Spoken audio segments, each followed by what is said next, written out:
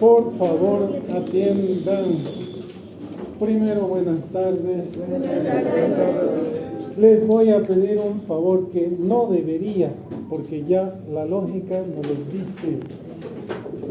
¿Cómo les ha ido en sus exámenes de genética? Bien, creo. ¿Ya viste sus notas? En genética. Atiendan, por favor. ¿Alguien tiene 0 en la tarea? No sé. No, jamás. ¿Ah? Ya, pues ni Sí, usted no hizo. Los que no han hecho, obviamente, como no hay nada en plataforma, la nota automática es 0. Pero han visto muchas personas que se les ha puesto 20. Otras personas se les ha puesto 40, 50. Y esta parte quiero que me entiendan y por favor dejen sus teléfonos.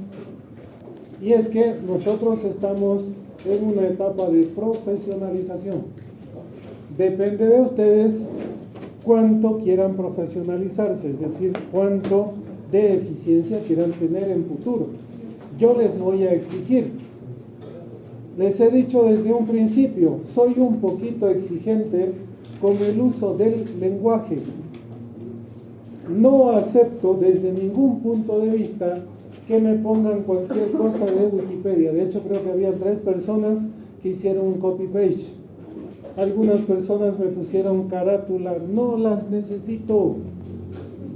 Por eso en los documentos solamente se les da 1 o 12 documentos, nada más. Y en la próxima voy a poner solo 1 para que a esa hojita le saquen la foto y la suban en formato PDF y nada más. ¿De acuerdo? ¿Por qué no acepto? Aunque voy contra la política y el movimiento universitario, que hagan en computadora. Porque hay gente que no se toma ni la molestia de leer. En cambio, cuando escriben, por lo menos alguien ha tenido que dictarle o van a recordar lo que escribieron, mínimamente. En el examen parcial,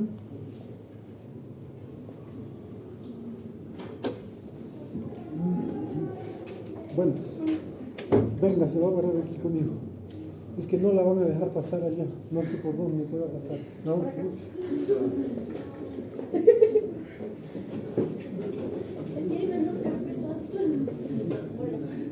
Ya, atiendan por favor. En el examen se les preguntó ¿qué es genética? Penosamente, del 100%, creo que el 20% solo fue capaz de responder a medias. Un concepto tan básico. ¿Quieren aprobar genética conmigo? Y no saben qué es genética. Los que pasaron conmigo, les dije, el primer semestre se les va a preguntar qué es embriología en el primer parcial, en el último parcial, y sí fue pregunta de examen, ¿verdad? Y les voy a preguntar al final qué es genética. Claro, se van a olvidar de aquí a la siguiente semana, de eso no queda duda. De embriología, ya los que pasaron conmigo, nadie sabe qué es embriología. Los que no pasaron conmigo jamás llevaron eso, así que tampoco ya recuerdan. Y en esto no pudieron.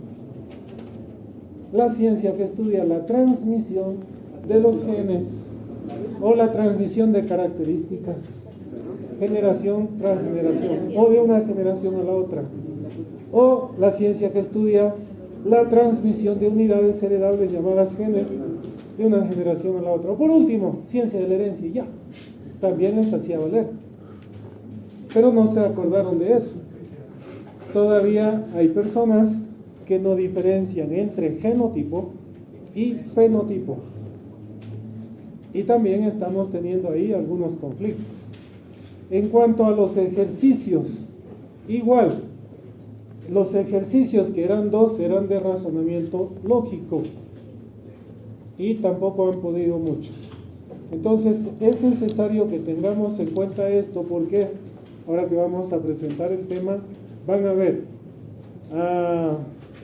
les decía a algunos de repente de acá, vengo dando docencia, ya es el 8º año, el 9º año de docencia, en diferentes universidades. Y he tenido alumnos de diferentes nacionalidades.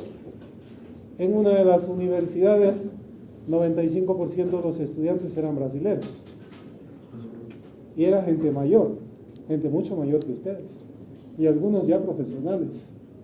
Y una vez uno de ellos me dijo, es que genética no nos interesa mucho porque no nos ayuda mucho. Porque no me va a hacer ganar platita. Yo quiero ser cirujano. Y de repente ese pensamiento les va a ir surgiendo de aquí en adelante. Pero son asignaturas que tienen que aprobar. ¿Me entienden? Y si alguien les puede enseñar genética en esta universidad, les aseguro que es el doctor Ríos. Porque después, el resto de la docencia de genética, y vengan el jueves a la clase allá en el bloque B, y hay unos 4 o 5 estudiantes que van de acá, de otros paralelos. Y dice, doctor, yo no sé si sea esto bien o sea lo otro. No estoy haciendo juicio de valor, no lo estoy diciendo. De repente la asignatura mía, la cátedra mía es la peor de todas. Pero dice, nosotros vimos patrones de herencia, nos mostraron ahí en videíto una imagen y ya, nunca hicimos un ejercicio. ¿Cómo es posible? Si eso es lo que tenemos que saber, eso es lo que tenemos que ver todos los días. Ahora en el tema de ahora van a ver cuán frecuentes son las enfermedades genéticas. Así que traten de ponerle la debida atención. Bueno, para quienes han pasado conmigo, saben que yo tengo una enfermedad, una obstinada enfermedad que es con los teléfonos. Y es que ustedes han visto que en sus casos clínicos yo jamás estoy distraído en algo irrespetuoso contra ustedes. Yo estoy pendiente de cada palabra que ustedes hablan. Y eso es lo que se debe hacer. Y cuando vayan a clínicas, a materias clínicas, van a ver que la cosa cambia un poquito. Primero no van a ser los 50 que hay acá. De repente van a ser grupitos de 4, a lo mucho. En delante de pacientes, los docentes les van a gritar, los van a tratar mal, los van a botar. Yo por no escuchar una vez hice comprar un medicamento a una persona que de verdad no tenía condiciones de comprar, y cuando yo estaba de interno tampoco tenía para poderle dar, porque uno va con el pesito del día. Uno de estudiantes sobrevive con medio pan. ¿O no pasa eso? En todos lados. Y por no escuchar, yo hice comprar doxiciclina en lugar de hacer comprar dicloxacilina, que son cosas muy parecidas, solo que muy, muy diferentes. El docente me botó de la sala, delante de los pacientes. Y tenía razón. Obviamente ese rato yo no lo dimensioné así. Igual que ustedes, yo quedé maldiciendo al docente en ese momento. Pero después entendí que se trataba de una vida y de personas que realmente estaban padeciendo ahí. Y señores, en medicina eso es lo que tenemos que ver. Yo he tenido docentes que, como decíamos nosotros estudiantes, se pateaban con el lenguaje. Había que uno hacer un esfuerzo sobrehumano para poder entender lo que ellos querían transmitir. Por eso es que me preocupa un poquito a veces de que ustedes entiendan. Y eso también les hace una mala jugada a ustedes, porque yo parafraseo en los exámenes, ¿han visto? Se torna confuso, ¿verdad? Y entonces necesitamos de ponerle atención. Recordamos que era genética. Ciencia de la herencia. Eso es. Entonces, genética no es lo mismo que congénito o congénita. Nunca vamos a tener un tema que hable de defectos congénitos, porque eso vemos en genética también. Pero vamos aquí. Para entender este tema necesitamos recordar lo que ustedes ya vieron en biología molecular. Debo hacer una pequeña introducción para no entrar directo al tema, porque debe entenderse esto. Y es que nuestro tema de hoy es mutaciones.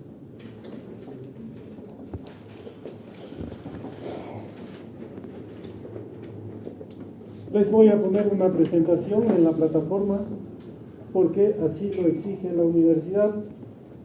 ¿Y qué son las mutaciones o cómo definimos una mutación? Como ya lo estudiaron, en coro respondan. Vamos, compañeros, represento el grupo. Si usted me responde bien, todo el grupo más 0,001 punto. Si no me responde todo el grupo, menos 99 puntos.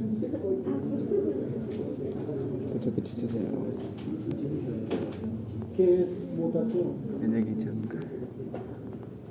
Ahí su representante o su admirador secreto dice que es un cambio estable en la secuencia del ADN. Eso es una mutación. Es un cambio estable en la secuencia del ADN que puede ser heredado o adquirido de modo espontáneo.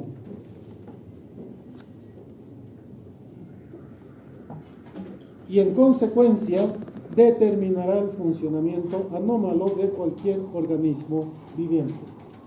Entonces, para entender lo que es una mutación, nosotros tenemos que recordar un poquito lo que vimos ya en biología molecular.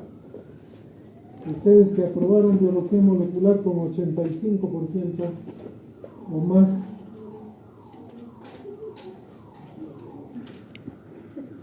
ya sabemos que nuestro material genético está más o menos así, en una molécula grandísima dentro del núcleo.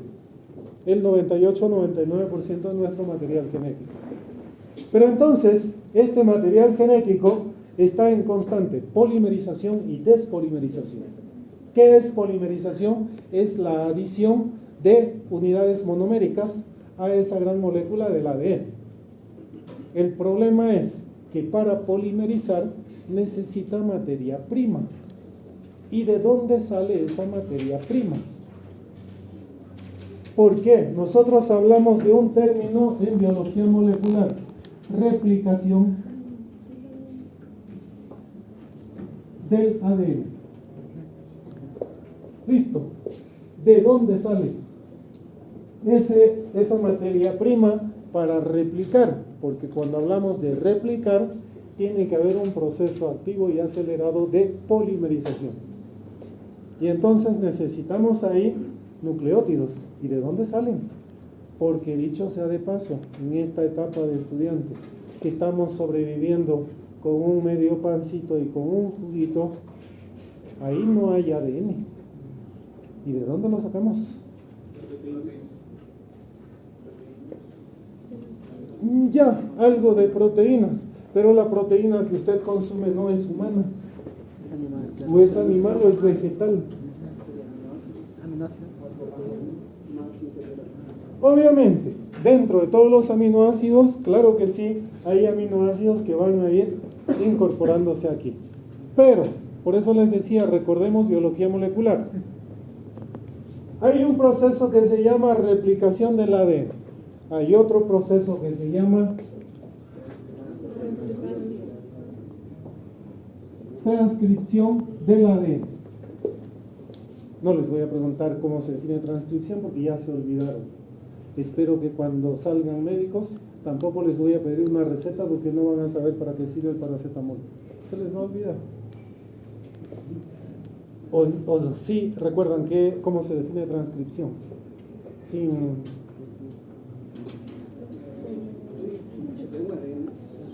¿Ah? El ADN se va por encima, se va a desdoblar. No, cuando la pregunta dice que es, la respuesta debe comenzar con es. Pero se entiende. No. Es la copia del ARN, es la copia del material genético mediante lo que transmite el ARN mensajero.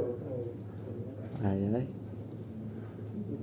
Usted es Robert, ¿verdad? el libro de Robertis dice, el libro de Albers dice, el libro de Karp dice. Transcripción es la síntesis de una molécula de ARN a partir de una hebra de ADN llamada hebra molde. Transcripción, síntesis de una molécula de ARN que termina siendo idéntica a la hebra opuesta llamada hebra codificadora. Eso dice, ¿verdad? Entonces, este ADN que se va a transcribir, vamos a poner aquí una molécula de ARN mensajero, solamente que todavía no es ARN mensajero. Se sintetiza y está en etapa inmadura. Está como transcripto primario. Este transcripto primario tiene una serie de errores de secuenciación y tiene una serie de errores de complementariedad. Por lo tanto, debe pasar por controles de calidad, una especie de rearreglos que se denomina como splicing. Luego del splicing se transforma en una molécula de ARN mensajero madura.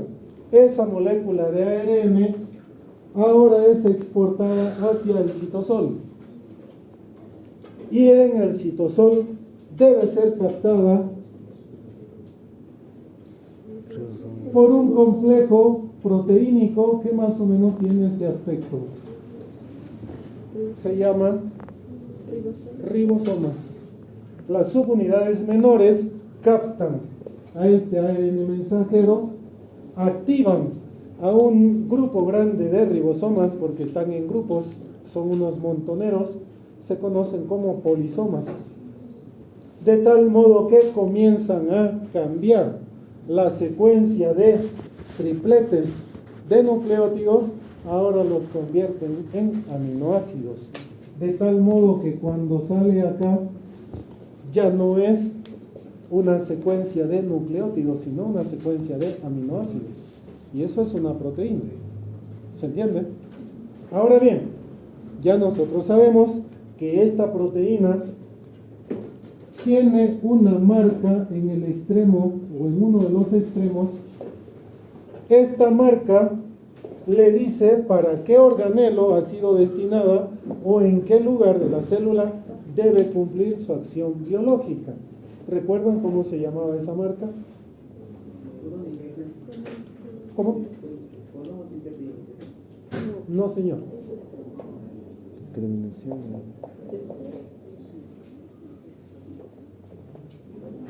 Vamos, sin temor. ¿Soma? No. Estamos lejos.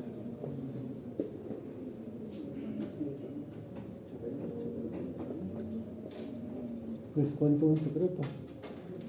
Yo también me olvidé. Ahora sí que estamos fritos. Vamos, vaya a tercer semestre a preguntar cómo se llama eso. Eso es el péptido señal. Ah, verdad. Verdad. No, señor. No, señor. Verdad. ¿Por qué no? Yo le voy a explicar. Se unía El complejo chaperón es otra cosa totalmente diferente. Verdad.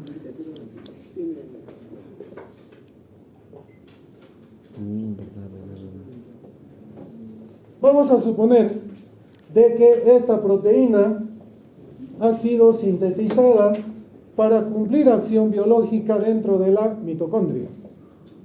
Solamente que en el citosol celular hay miles de proteínas recién sintetizadas que están por ahí deambulando. Y ellas están marcadas con su péptido señal buscando a el organelo para el que han sido destinadas. Pasa que el organelo también tiene una señal de reconocimiento. Tiene una secuencia de reconocimiento que busca enlazarse con esta para que pueda ingresar ahí. ¿Cómo se llama esa señal de reconocimiento? Si esto se llama péptido señal, aquí se conoce como señal de anclaje. Entonces esta proteína va, encuentra su negativo, vamos a decir así, ahí se queda retenida, ingresa al organelo y cumple su acción biológica. Ahora, si esta proteína estuviese destinada al núcleo, pues tiene que sufrir un proceso de importación. Hay un grupo de proteínas de transporte, llamadas transportinas, que hacen que la proteína recién sintetizada ingrese al núcleo. ¿Se entiende? Una vez que ha cumplido acción biológica dentro del núcleo, ahora sí, hay un complejo que se encarga de la depuración. ¿Cómo se llamaba ese complejo? ¿Recuerdan? Depuración. Vamos, ¿lo tiene ahí en la punta? ¿Ah? ¿Complejo qué? No, estamos lejos. Estamos fríos. Depuración. ¿Alguien recuerda? Es un complejo proteínico enzimático que se llama complejo proteasoma ubiquitina. Ah, hoy que tiene proteasoma. Este es el que, gracias a una cascada ubiquitina, la ubiquitina E1, E2, E3, E4, captan a una proteína que ya está en senectud, es decir, que ya está envejecida, y comienzan a activar el rompimiento de enlaces porque es un complejo enzimático. De ahí entonces que las subunidades monoméricas quedan almacenadas en la región del núcleo. Las proteínas que están por acá en el citosol también quedan almacenadas, pero solamente sus subunidades monoméricas. ¿Para qué? Para que cuando los genes reguladores o señalizadores activan nuevamente los procesos de transcripción y replicación, nuevamente comienza el proceso de polimerización. Es en ese interín, esto está ocurriendo todo el tiempo, es una cuestión por demás dinámica. En ese interín es que 300.200 millones de pares de bases nitrogenadas pueden acoplarse de forma anómala. Y la naturaleza nuestra hace que se acoplen de forma anómala por lo menos un gran porcentaje, porque nosotros necesitamos de las mutaciones.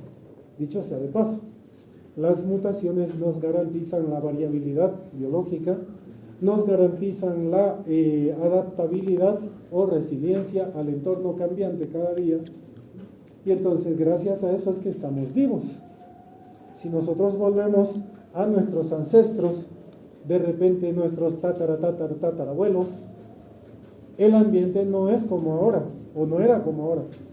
De repente la luz ultravioleta era menos dañina que ahora, porque ya hemos destruido nuestra capa de ozono, ¿se entiende? Y así muchas cosas.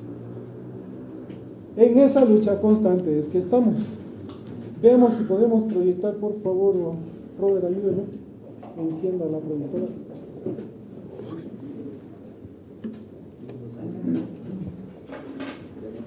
Tres.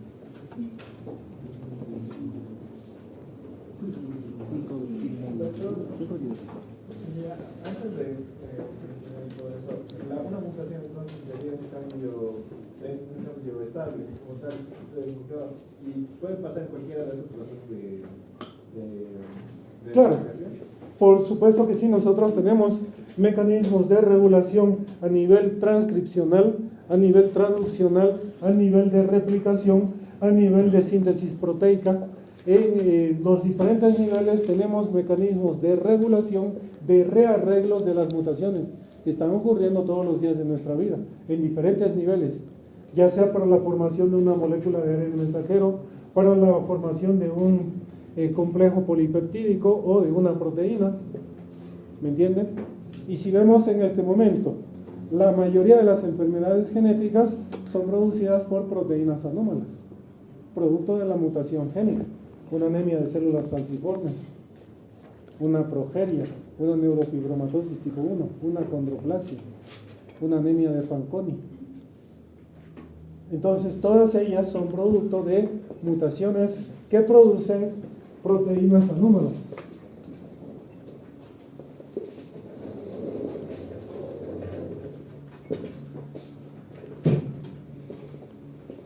Por favor, Robert, o quién le sabe para poner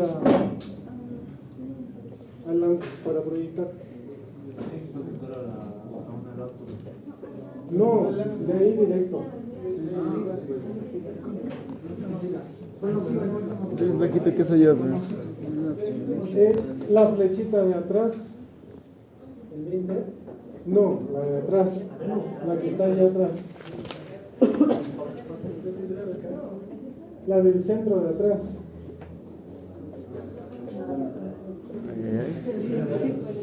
A ver si le abren espacio, por favor. Perdón que nos moleste. Ahí, compañero.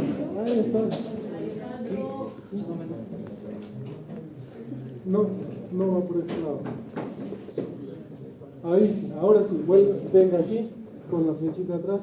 Eso. Llega aquí y le da enter. Empezar hablando de las enfermedades genéticas como tal.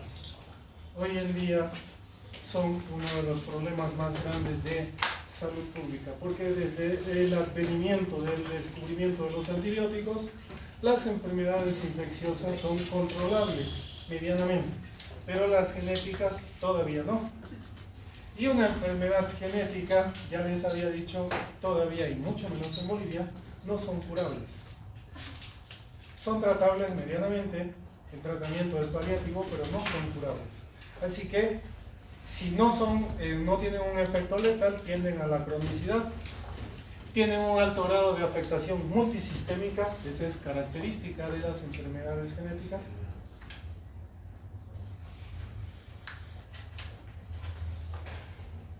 Tienen una alta prevalencia y etiología específica desconocida. Cuando digo alta prevalencia, aquí también conviene aclarar que cuando se habla de enfermedad genética,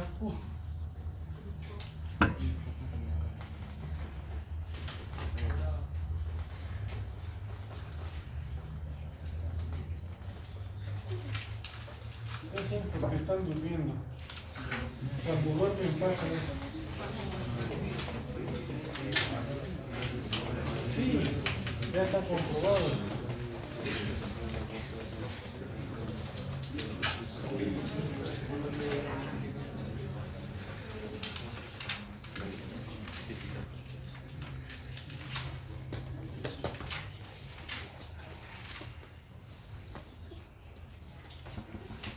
Si se vuelve a poner así, tema por avanzado.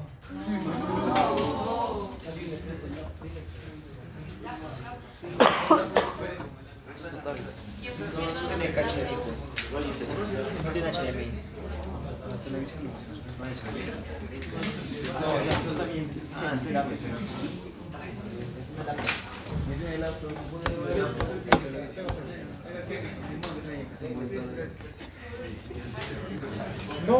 No saquen el laptop porque no le voy a pasar la presentación.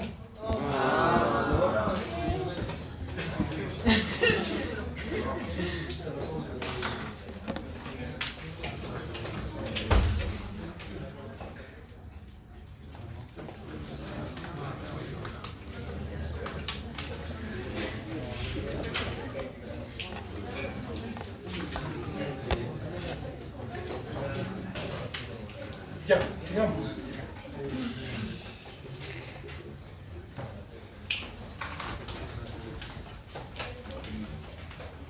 Entonces, ya habíamos visto que las enfermedades genéticas se clasificaban, de acuerdo a la mayoría de los autores, en 3 grupos y algunos autores ya más actualizados distribuyen o clasifican en 4 grupos. Las monogénicas de transmisión directa, heredamos la enfermedad de cualquier progenitor afectado. Las multigénicas, que pese a tener competencia de múltiples genes, no son suficientes para manifestar una enfermedad, requieren de factor ambiental.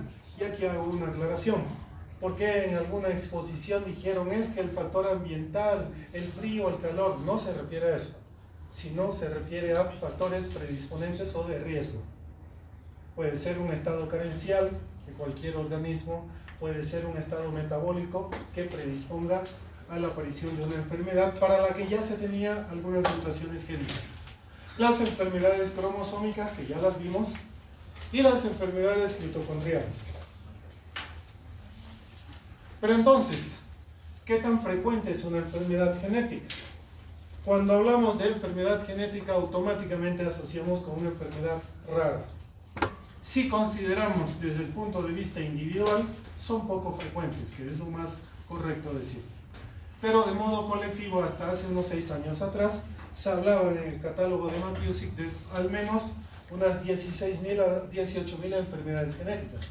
Hoy se habla de 26.000 a 28.000 enfermedades genéticas registradas y cada día aumentan, porque como cada día estamos expuestos a factores adversos, cada día hay mutaciones nuevas de nuestro gran genoma.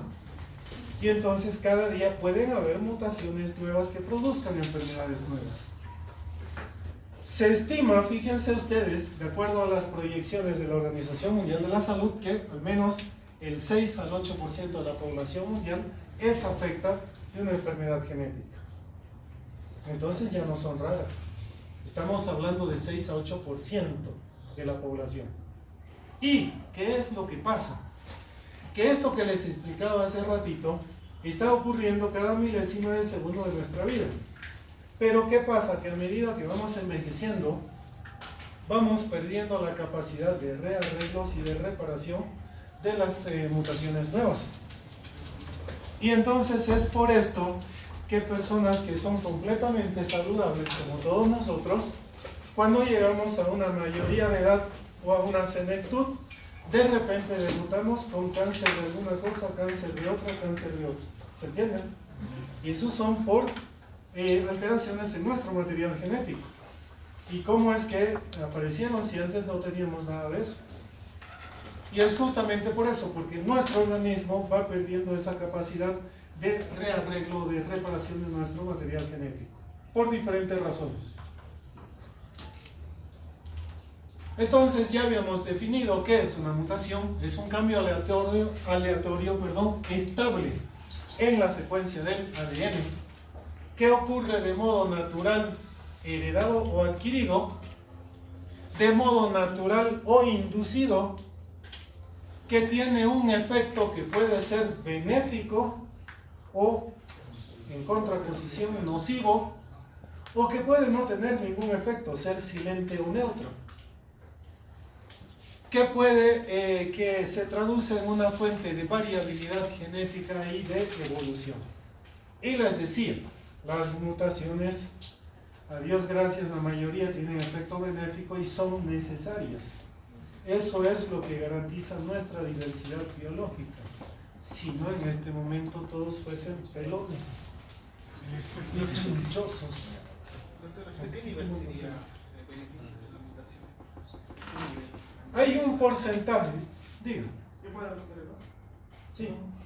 Que los beneficios de una mutación, por ejemplo, en el tema del color de piel, por ejemplo, alguien de tez más morena va a tener mucha más capacidad de adaptarse, de hecho, y eso viene a partir de una mutación. Claro, en este caso, ahora le respondo, en este caso estamos hablando ya de un polimorfismo. El hecho de que tengamos un fototipo de piel un poco más, con más melanina para adaptarse a la radiación ultravioleta. ¿Hasta qué punto son beneficiosas? Cuando una mutación per se, por sí sola, ejerce un efecto benéfico en una persona, se considera benéfica o de efecto beneficioso. Cuando una mutación ejerce un efecto nocivo en un organismo, entonces se considera patógena o nociva. No vamos ahí a establecer, no, es que hasta cierto punto, ¿me entienden, verdad? Ahora bien, ¿cuál es la frecuencia de las mutaciones genéticas como tal? Fíjense, si nosotros sabemos ya que nuestro material genético, es decir, nuestro genoma, comprende aproximadamente 300.200 millones de pares de bases nitrogenadas, se dice que por cada 100 millones ocurre una mutación en cada generación celular, no a lo largo de nuestra vida. Recuerden que nuestras células tienen una hemivida y se van reparando cada cierto tiempo. Para no ir muy lejos, un eritrocito, glóbulo rojo, ¿cuántos días vive? 120. Promedio 120 días. Entonces, en cada generación celular tenemos, si nosotros sacamos por matemática pura y simple, una mutación por cada 100 millones, sabiendo que poseemos 300.000, 200 millones de pares de bases nitrogenadas aproximadamente. Entonces, ¿de cuántas mutaciones hablamos por cada generación celular? Aproximadamente de unas 3.000 mutaciones por cada generación celular. Y eso es harto, ¿me entienden? Entonces, todos los días de nuestra vida estamos experimentando mutaciones. Son necesarias para nuestra sobrevivencia. Ahí el problema, que cuando sobrepasan nuestra capacidad de rearreglo o reparación, estamos en problemas. Ahora bien, ¿cómo es que se clasifican? Lo mismo que en el caso de las anomalías cromosómicas, hay diferentes criterios de clasificación. Por su origen, las mutaciones pueden ser heredadas o pueden ser también adquiridas. Esto es el equivalente a la primera clasificación general de las mutaciones cromosómicas o anomalías cromosómicas. ¿Recuerdan cuál era esa clasificación? No, está cerca, pero las anomalías cromosómicas se clasificaban en constitucionales y adquiridas. ¿Y qué pasaba con las constitucionales? Que por el hecho de haber surgido en etapa presigótica, todas las células resultantes tenían la anomalía cromosómica. Lo mismo ocurre en el caso de las mutaciones génicas o puntuales. Cuando son heredadas, nosotros vamos a nacer con esa mutación y esa mutación va a ejercer el efecto que ejerza en un organismo vivo. En cambio, cuando son adquiridas tardíamente o surgen de modo espontáneo, pues se focalizarán en un determinado órgano o sistema. Por su efecto o consecuencias, las mutaciones pueden tener efecto benéfico, efecto neutro o silente o efecto nocivo. Y por la cantidad de material genético implicado, estas pueden ser génicas, moleculares o puntuales, son sinónimos, pueden ser subcromosómicas o regionales, compatibles con las anomalías, o son el caso de las anomalías cromosómicas estructurales, y pueden ser también cromosómicas o genómicas, que es el equivalente a las anomalías cromosómicas numéricas. Ahora veamos cada una de ellas. En el caso de las mutaciones naturales, pueden ser heredadas o espontáneas, es decir, ocurrir de nuevo, surgen de forma natural como resultado de procesos biológicos o químicos naturales. ¿A qué se refiere? Esto que les estaba explicando hace ratito. En los procesos de replicación, de transcripción, de traducción, de síntesis proteica, de los fenómenos de adquisición de la estructura cuaternaria de las proteínas, pueden ocurrir una serie de mutaciones. ¿Me entienden? Y pueden ser inducidas por efecto de la exposición a mutágenos. Aquí surge una nueva definición que va a ser pregunta de examen, posiblemente abierta. Ahora lo definimos. Entonces, ¿qué es un mutágeno? Es cualquier agente físico, químico o biológico que altera o cambia la información genética de un organismo. Ahí está. Ya les dije, van a tener la presentación en plataforma para que puedan revisarla. Es necesario que presten atención, que dejen el TikTok si están en TikTok. Estoy comenzando a pensar que es producto de una mutación su TikTokeo. ¿La radiación estaría parte de esto de alguna de las tres? Por supuesto que sí. Es un agente físico. La radiación tanto ultravioleta, la radiación no ionizante, la radiación gamma, entre otras. Díganme. ¿También podría estar dentro de las mutaciones la reparación fallida? Sí, por supuesto. Por supuesto, porque estamos hablando de mutágenos siempre y cuando la reparación fallida sea a consecuencia de cualquier factor predisponente, que pueda ser metabólico, carencial o de otra índole, o viral, por ejemplo. ¿Qué agente químico sería tal vez en las comidas procesadas que se consumen?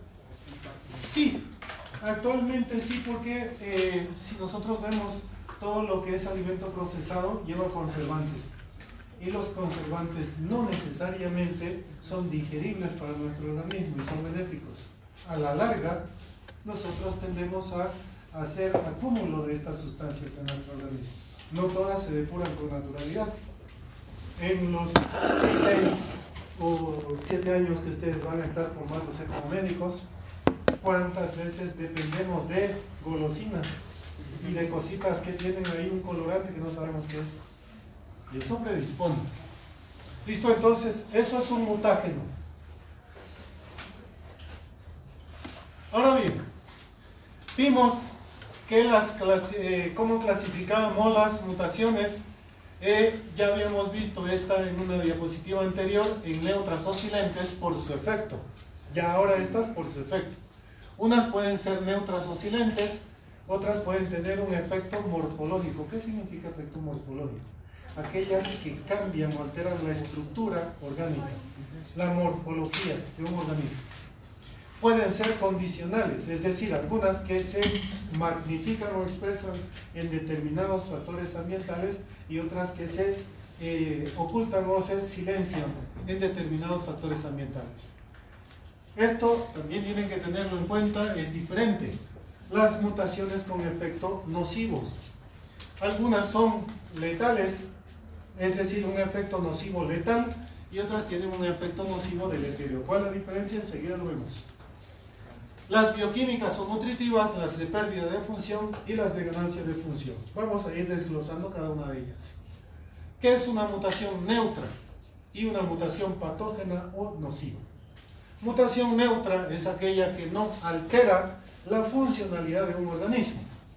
En cambio, mutación patógena o nociva es aquella que sí altera la funcionalidad de un organismo y produce, por supuesto, una enfermedad que puede ser mortal. Aquí tenemos dos ejemplos. Un caso de progeria y un caso de síndrome de Van der Boom o heterocromía del iris. La progeria es una enfermedad que se caracteriza por envejecimiento precoz. Algo parecido a la película de Brad Pitt y Benjamin Button. ¿Han visto? Sí. Algo así.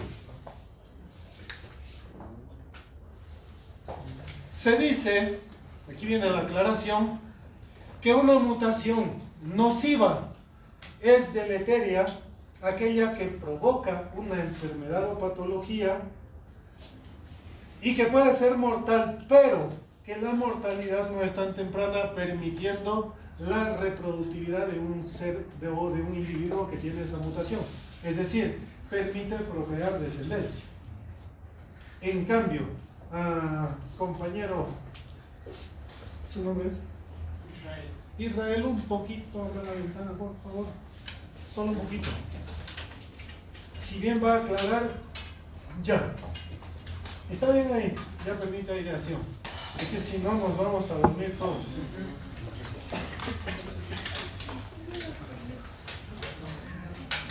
¿Ya hace frío? Todos estamos transpirando y solo Jennifer está con frío. Tiene mutación. Ya, sí, yo pienso que es una mutación. Entonces, fíjense, la mutación deleteria es capaz de producir una enfermedad o patología, es capaz de ser mortal, pero de forma tardía. En cambio, una mutación nociva con efecto letal generalmente produce mortalidad temprana, ya sea un mortinato en etapa embrionaria, un mortinato en etapa fetal o un óbito fetal, o apenas tras el nacimiento, de tal modo que no permite procrear descendencia. ¿Me entienden? Y como estas hay muchas mutaciones que el producto que es afectado por una mutación que puede ser espontánea durante el desarrollo, generalmente nace ya afecto de gravedad. Digo, ¿Hasta qué edad más o menos se podría considerar ya se podría considerar que esto puede producir? es interesante pregunta, pero no tenemos en una literatura un punto marcado, porque podemos decir, como dice su compañero, hasta los 18 años. No, ya sabemos que mucho antes de eso una persona es capaz de reproducirse. Sin embargo, la diferencia entre una y otra es que en las deleterias no permite la reproductividad de un individuo afectado. En cambio, permite. En cambio, en las letales no permite.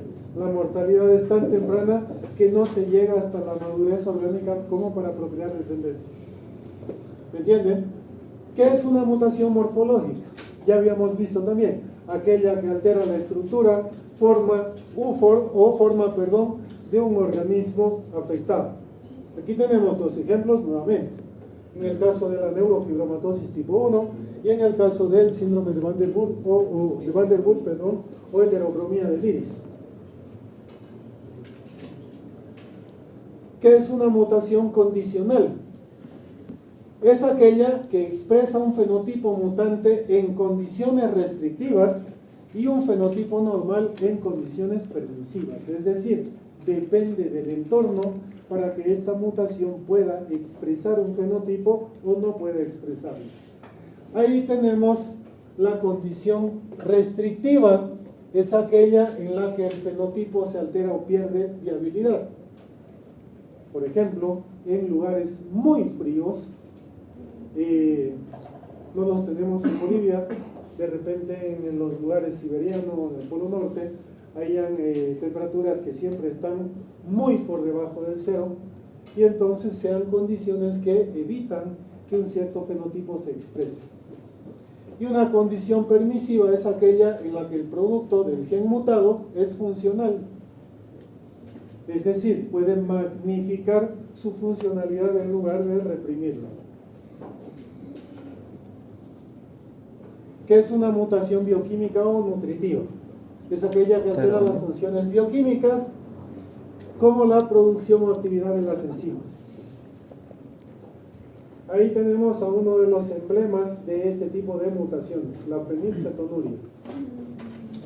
Es una mutación bioquímica que altera una enzima y esta enzima no es capaz de degradar la fenilalanina y entonces se produce una enfermedad que es diezmante a nivel mundial y que muchos de los países ya tienen una especie de tamizaje neonatal que ahora permite diagnosticarlas y tratarlas temprano. Muchos países excepto Bolivia y parte de Perú, porque dicho sea de paso, solamente en la región central de Perú. En la región periférica ni se conoce eso. Y les digo con conocimiento, porque he estado en hospitales. De Bolivia peor, estamos todavía más atrás. Sin embargo, estamos con esperanza de que ya cambie. Solo esperanza, porque la nueva generación que se está formando solo se duerme en las clases y no rinde los exámenes. Una mutación con pérdida de función, también llamada mutación anuladora o nula, aquella que reduce, elimina o impide la expresión de una mutación génica. Ahí tenemos el caso de las famosas ictiosis, por ejemplo. Una ictiosis laminar, una ictiosis arlequín, una esclerosis tuberosa, entre otras muchísimas. Que dicho sea de paso, creemos que son raras porque solamente nos limitamos a observar los casos severos. Busquen una ictiosis laminar simple y busquen una ictiosis arlequín para que tengan una idea. Arlequín me suena mucho. Sí, Sí, creo que sí. Y la escamada blanca. Ah, sí, sí. ¿Cómo dijo? No sé, Arlequín busca, Arle. Con sufrimiento Una fetal. pitiliasis rubra, una pitiliasis alba, son también. Ahí tienen el ejemplo de la ictiosis arlequín, pero esos son los casos severos. ¿Qué es arlequín? Y la ictiosis laminar, ahí la tienen, véanla. Y como les digo, esos son los casos severos. Los casos más leves a veces pasan desapercibidos. ¿Por qué? Cuando hablamos aquí de caso leve y de caso severo, hablamos de condiciones de heterocigosidad y de homocigosidad. Y también hablamos de pleiotropía génica. Y ya habíamos visto que pleiotropía es la manifestación en diferentes grados de severidad de una mutación génica. ¿Se entiende? Seguimos.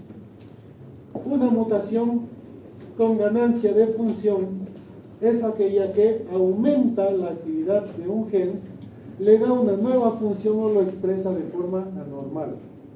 Como nosotros llevamos una sobrevida un poquito más larga que los microorganismos, por eso es que en los microorganismos es posible observar este fenómeno mucho más rápido. Y eso es la resistencia a los antibióticos. Es solamente una mutación de ganancia de función que han adquirido ciertos microorganismos por activación de una serie de factores de transcripción, como el MP53, que hace que cambie. Y con esto chocamos todos los días los médicos. Los pacientes, como último recurso, tienen que ir a la consulta médica. Antes de eso, ¿dónde van? A la farmacia. Al chamán. Véndame 3 ampicilinas. Y listo, se toman 3 ampicilinas porque le dolía la garganta. Y efectivamente, la primera vez tuvieron algo de disminución del malestar. Pero ya ellos adquirieron memoria. Para la siguiente vez, otra vez van por 3 ampicilinas, amoxicilinas o lo que quieran. Ahora con el COVID está de moda la acitromicina, ¿no? Que sin saber la utiliza. Y entonces, de repente la segunda o la tercera vez, ya con 3, ya no le hizo efecto, sigue mal. Ah, no, son 3 más, deme 3 más, y listo. Y eso es repetitivo a lo largo de los años. Y entonces eso hace que vayamos adquiriendo resistencia antibiótica también nosotros a algunos, que hayamos creado resistencia antibiótica de ese microorganismo para algunos tratamientos. Digo, ¿Estas mutaciones de ganancia de función son aleatorias o van a ser...? Son aleatorias, siempre son aleatorias, todas las mutaciones son aleatorias. Y cuando hablamos de mutaciones de ganancia de función, aquí tenemos otro engaño público. Yo les decía, no sé si a ustedes o a sus compañeros, hace un tiempo en un programa de cable había un programa que hacía búsqueda de los superhumanos. Personas que pueden meter la mano a una olla hirviendo, personas que se pueden hacer pasar corriente y supuestamente no tienen afectación, o personas que de repente tienen una cierta habilidad para algo. No es porque sean superhumanos, es porque tienen alguna mutación con ganancia de función que hace que su umbral de sensibilidad a ciertos estímulos esté alterado, ¿me entienden? Y es solamente eso. Obviamente, como el grueso de la población desconoce esto, se deja nomás engañar. Y nosotros también caemos en el engaño, como médicos. Listo. Por la cantidad o según la cantidad de material genético afectado, las mutaciones pueden ser de 3 tipos que ya vimos algunos. Las mutaciones cromosómicas y genómicas, llamadas anomalías cromosómicas numéricas. Las mutaciones subcromosómicas o regionales, llamadas anomalías cromosómicas estructurales. Y las mutaciones que nos interesan hoy, génicas, puntuales o moleculares.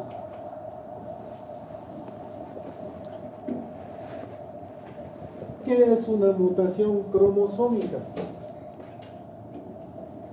Es aquella que implica la modificación, ya sea por ganancia o pérdida, de material cromosómico. Puede ser en un solo o en un determinado par cromosómico para llamarse aneuploidía, o en un juego o serie completa cromosómica para llamarse euploidía. ¿Cómo ocurren estas mutaciones y cuándo ocurren? Esto ya habíamos visto. En este proceso, en la gametogénesis, ya sabemos que previa a la división celular tiene que experimentarse este fenómeno que se conocía ¿con qué nombre? No, esto era el crossover o crossing over. Una vez que se ha producido el intercambio de material genético, viene la meiosis 1, que es la meiosis reduccional, donde los cromosomas replicados ahora migran hacia el uso celular.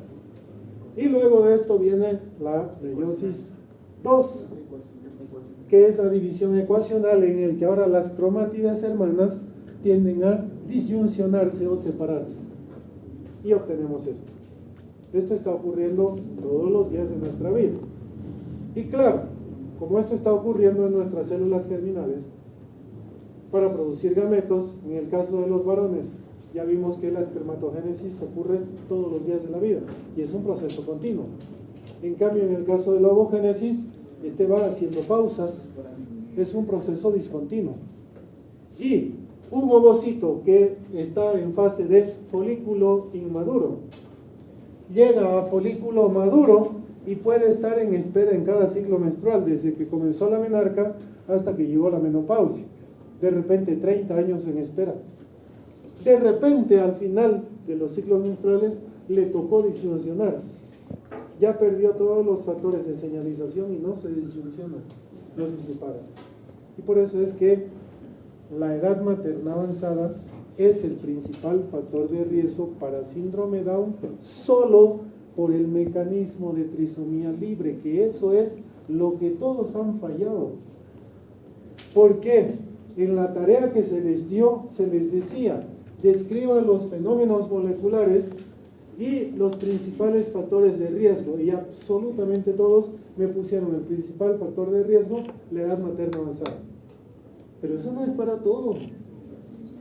Por eso les decía, si como médicos, atiéndanme esta parte, si como médicos en este momento tenemos a una paciente primigesta, ha tenido a su primer bebé, tiene 19 años y le nace con Down, ¿qué edad materna avanzada?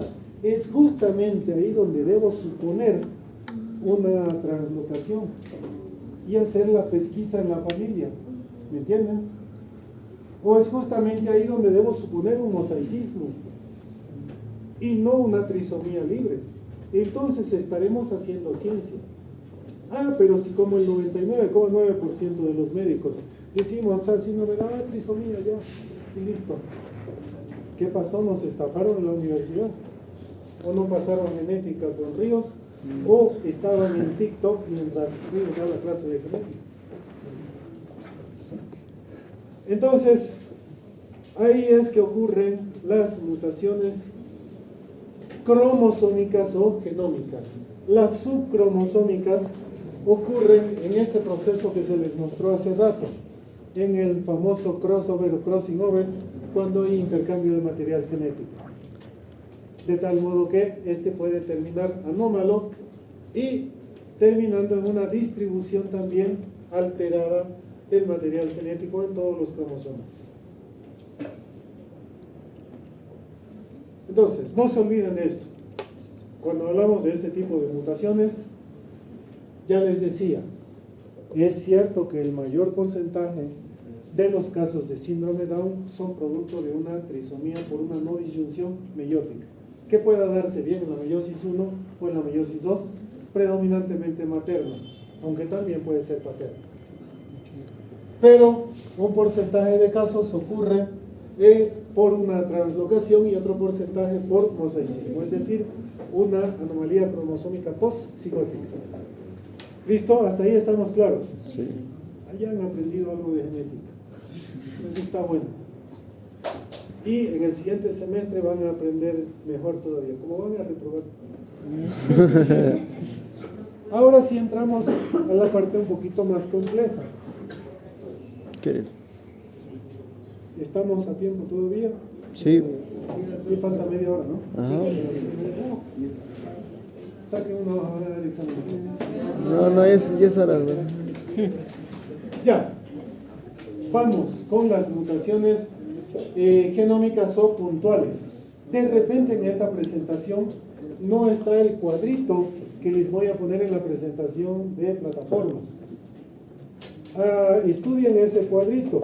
Van a estudiar mutación por transversión, mutación por transición, porque son preguntas de exámenes obligadas. Una mutación génica o puntual, tal como su nombre lo dice, es la alteración, ahora ya no en la secuencia de genes, sino en la secuencia de bases nitrogenadas. Solo que esas bases nitrogenadas son componentes de un compuesto químico más complejo llamado nucleótidos. Pero nosotros no nos interesa en este momento el enlace, el puente, el grupo fosfato, porque ese no va a cambiar, no se va a cambiar con otra cosa. La pentosa no se va a cambiar con otra cosa, lo que sí va a cambiar es la base nitrogenada. Entonces, suficiente con el cambio de una sola base nitrogenada, que esta, en lugar de aparearse entre purina y pirimidina, yo siempre digo esto, no lo van a tomar a mal, en vez de que sea chico y chica, ocurrió chico con chico o chica con chica, para que se entienda, ¿no? Los enlaces que los unes son doble y triple. ¿Por qué se lo corrigió esto? Los enlaces que tienen como tal de la derecha son doble y triple. Deberíamos corregir eso. Sí, pero es que hay algunos factores de señalización que no se expresan como deberían expresarse. Y entonces, como esto está ocurriendo a una velocidad muy acelerada, por eso es que ya con lo que pescan ahí, o simplemente terminan, de repente ha ocurrido el enlace entre esta base y esta de aquí y esta de aquí. Estos no eran compatibles, pero como esa doble hebra terminó complementada, ya ellos terminaron ahí, iban a terminar expresándose mal. ¿Se entiende? Ahora bien, estas mutaciones, como dice aquí, un gen puede mutar debido a los siguientes mecanismos. Esto tengámoslo en cuenta. Un cambio en uno o más nucleótidos del ADN. Un cambio en múltiples genes, un cambio en un grupo grande de genes o reordenamientos cromosómicos completos. Veamos este término que es pregunta de examen. ¿Qué es un polimorfismo? En otras palabras, compañeros, un polimorfismo es una mutación que ocurre con una frecuencia mayor a la esperada por el azar, mayor al 1% y menor al 99%. Es decir, se considera una variante de la normalidad en muchos casos. Les decía, los investigadores peruanos que hace unos 3 años publicaron un estudio en el que vieron que es gracias a un polimorfismo que nosotros tenemos una estatura promedio, característica de la región andina de América. Por eso es que desde Tierras del Fuego de Chile hasta México tenemos una estatura promedio. No es lo que ocurre, por ejemplo, en poblaciones africanas, como en el caso de Kenia, las etnias Mursi, en el que son todos desnutridos, no hay ni alimentos, pero todos alcanzan 1,95 o 2 metros. O en las poblaciones de los Países Bajos, ¿me entienden? Y es que nosotros tenemos ese polimorfismo característico de nuestra población. Y eso determina nuestro fototipo de piel, eso determina nuestra estatura promedio, determina muchas cosas que nosotros tenemos en común. ¿Listo? Entonces, un polimorfismo es eso. Es un cambio o variación, es decir, es una mutación que ocurre con una frecuencia mayor a la esperada por el azar, mayor al 1% y menor al 99%. Uno de esos, claro, muchos de estos polimorfismos pueden producir enfermedades. Ahí tenemos a uno, el polimorfismo C677P del gen MTHFR, que cuando tenemos ese polimorfismo, sobre todo las damas, tienen una altísima probabilidad de engendrar un hijo afecto de un defecto de cierre tubo neural. Entonces, nuevamente hacemos ciencia. Si una paciente primigesta, salud, tiene un hijo afecto por un defecto de cierre tubo neural, lo prudente o lo científico o lo académico sería hacerle un estudio molecular para ver si es poseedora del polimorfismo. Porque si no tiene paridad satisfecha, es decir, va a querer tener hijos en futuro, pueden resultar nuevamente afectos. Y para evitar ese riesgo, podemos hacer ese estudio químico. ¿Se entiende? Hasta aquí nos vamos a quedar hoy. ¿Listo? Gracias. Dudas, preguntas, reclamos, declaraciones de abandono. Despierten.